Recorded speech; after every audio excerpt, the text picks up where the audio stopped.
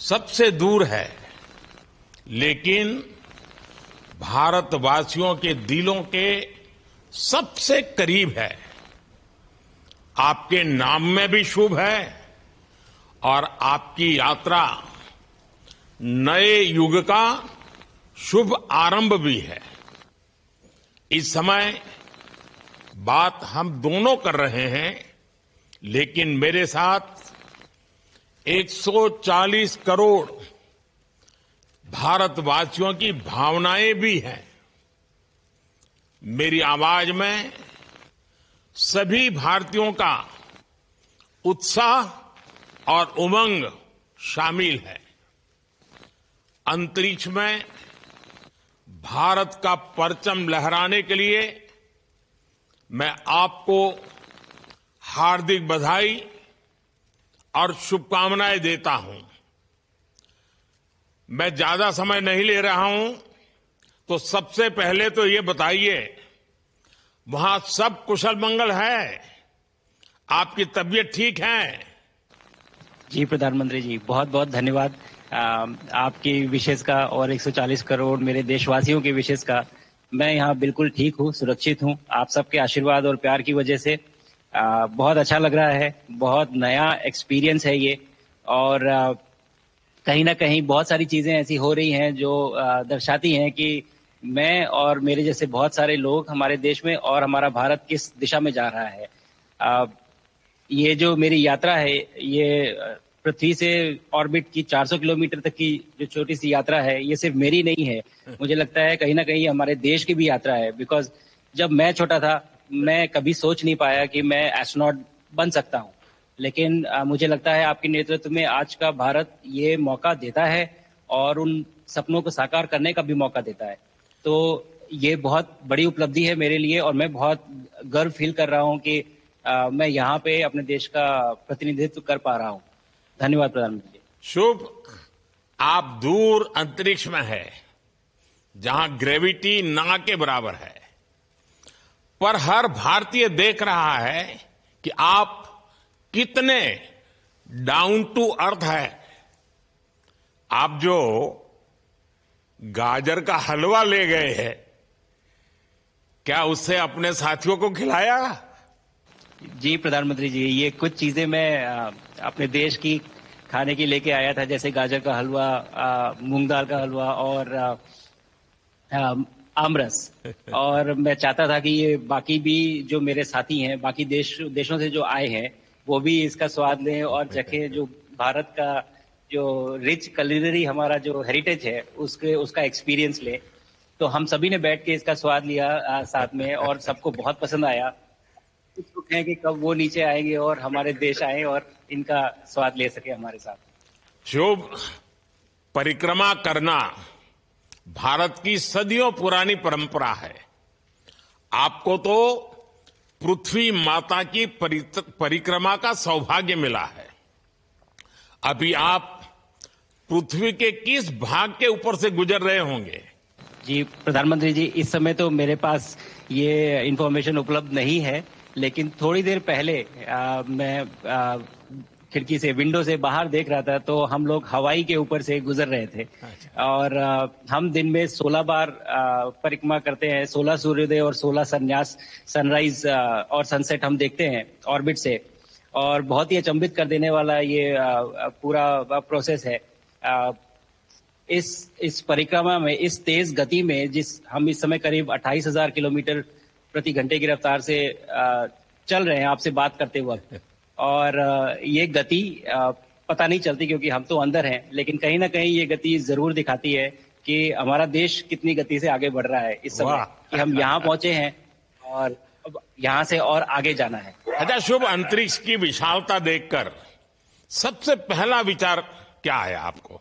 प्रधानमंत्री जी, सच में बोलूं तो जब पहली बार हम लोग ऑर्बिट में पहुंचे, अंतरिक्ष में पहुंचे, तो पहला जो व्यू था वो पृथ्वी का था। और पृथ्वी को बाहर से देख के जो पहला ख्याल और पहला जो थॉट मन में आया वो ये था कि पृथ्वी बिल्कुल एक दिखती है। मतलब बाहर से कोई सीमा रेखा नहीं दिखाई देती, कोई बॉर्डर नहीं दिखाई देता। और दूसरी चीज जो बहुत नोटिसेबल थी, जब पहली बार भारत को देखा तो हम मैप पे पढ़ते हैं भारत को, हम देखते हैं बाकी देशों का आकार कितना बड़ा है, हमारा आकार कैसा है, वो मैप पे देखते हैं, लेकिन वो सही नहीं होता क्योंकि वो एक हम 3D ऑब्जेक्ट को 2D यानी पेपर पे हम उतारते हैं। भारत सच में बहुत भव्य दिखता है, बहुत बड़ा दिखता है, या जितना हम मैप पे देखते हैं उससे कहीं ज्यादा बड़ा। और जो वननेस की फीलिंग है, पृथ्वी की वननेस की फीलिंग है, जो हमारा भी मोटो है कि अनेकता में एकता, वो बिल्कुल उसका महत्व ऐसा समझ में आता है बाहर से देखने में कि लगता है कि कोई बॉर्डर एग्जिस्ट ही नहीं करता, कोई राज्य नहीं एग्जिस्ट करता, कंट्रीज नहीं एग्जिस्ट करती। फाइनली हम सब ह्यूमैनिटी का पार्ट है और अर्थ हमारा एक घर है और हम सब के सब उसके सिटीजन्स हैं। शुभांशु, स्पेस स्टेशन पर जाने वाले आप पहले भारतीय हैं। आपने जबरदस्त मेहनत की है, लंबी ट्रेनिंग करके गए हैं।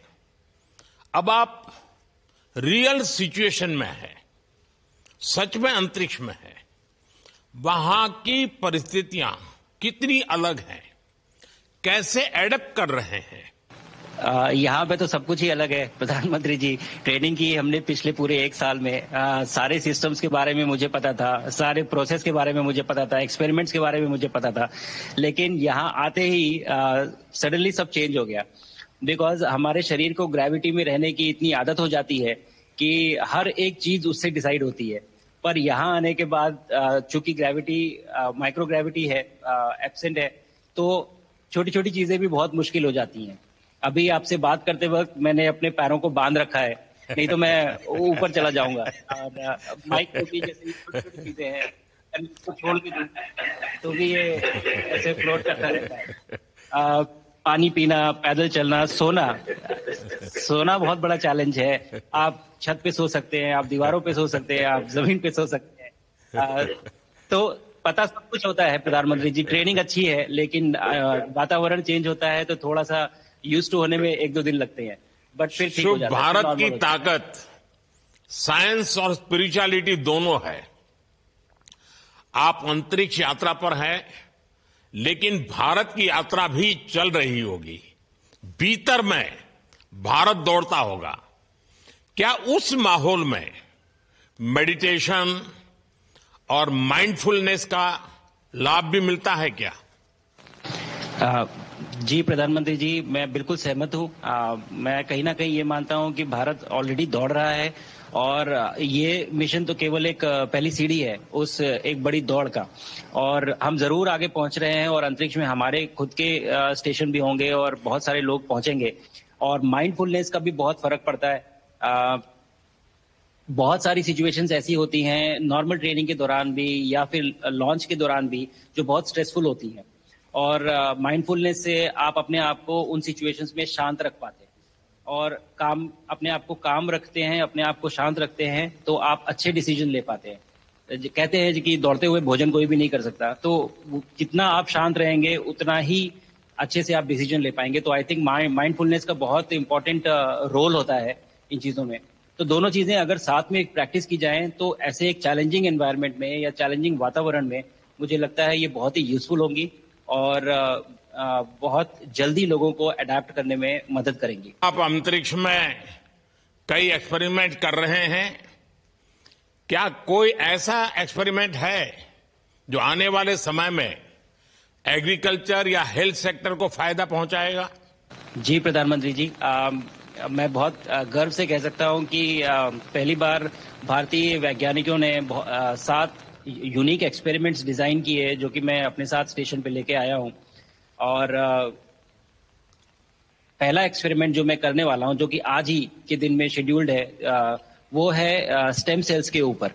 सो अंतरिक्ष में आने से क्या होता है कि ग्रेविटी चूंकि एब्सेंट होती है तो लोड खत्म हो जाता है, तो मसल लॉस होता है। तो जो मेरा एक्सपेरिमेंट है वो ये देख रहा है कि क्या कोई सप्लीमेंट दे के हम इस मसल लॉस को रोक सकते हैं या फिर डिले कर सकते हैं।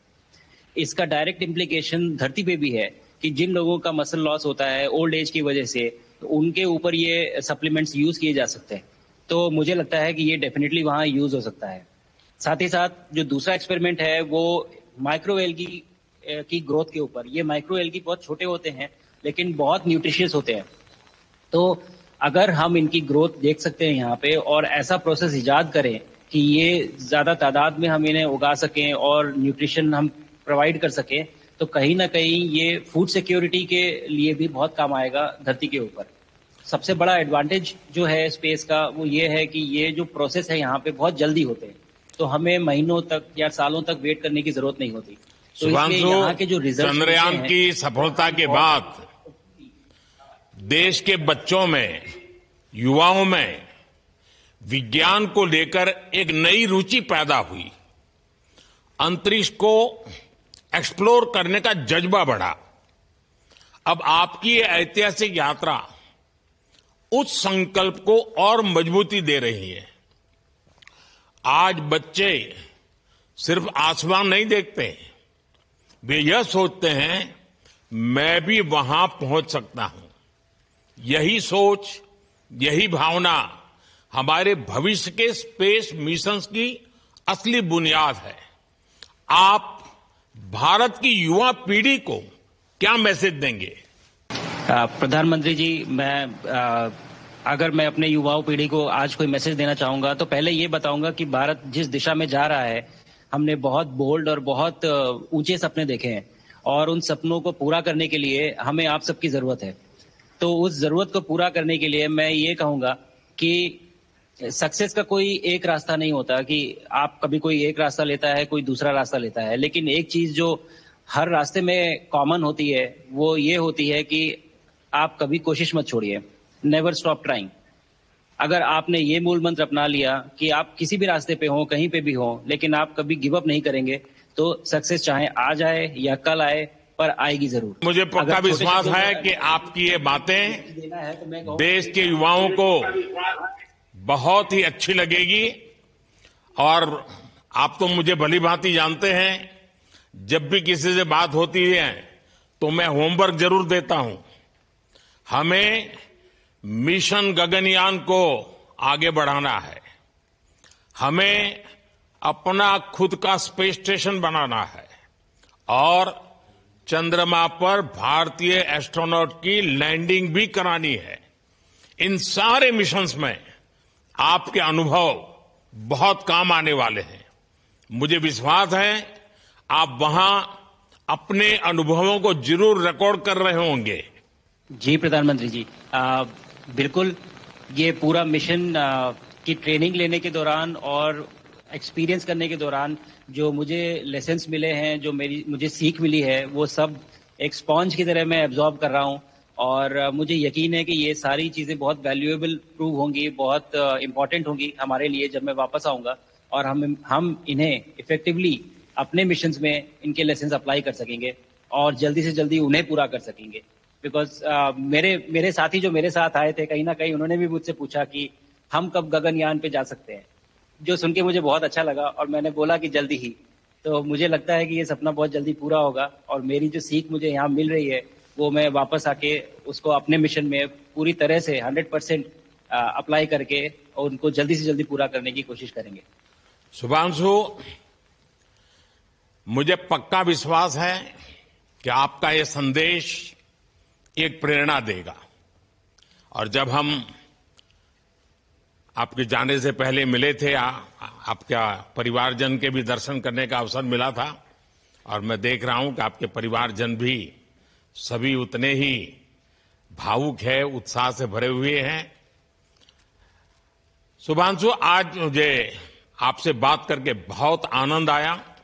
मैं जानता हूं आपके जिम में बहुत काम है और 28,000 किलोमीटर की स्पीड से काम कर रहे हैं आपको, तो मैं ज्यादा समय आपका नहीं लूंगा।